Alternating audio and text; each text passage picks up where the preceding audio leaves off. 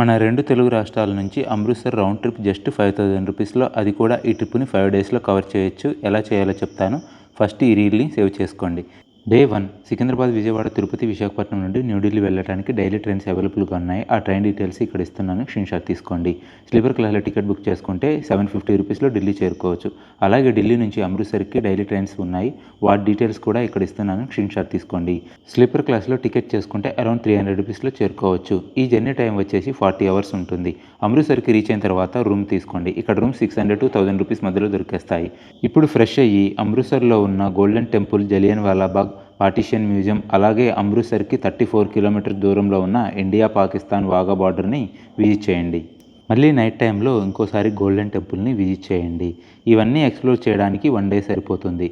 ఇక్కడ food cost వచ్చేసి 300 to 400 రూపీస్లో ఒక్కరికి మేనేజ్ చేయొచ్చు. డే 4 అమృత్సర్ నుంచి న్యూఢిల్లీ నుంచి మీ హోమ్ టౌన్కి రిటర్న్ అవ్వండి. అమృత్సర్ గురించి అన్ని డీటెయిల్స్తో ఫుల్ వీడియో చేసి ఆల్రెడీ నా యూట్యూబ్ ఛానల్లో అప్లోడ్ చేశాను. ఇక్కడ స్క్రీన్ మీద Amritsar 5 days full tour plan in Telugu అని ఉంది కదా, దాని మీద క్లిక్ చేస్తే డైరెక్ట్గా ఫుల్ వీడియో ప్లే అవుతుంది. ఇంట్రెస్ట్ ఉంటే చూడండి.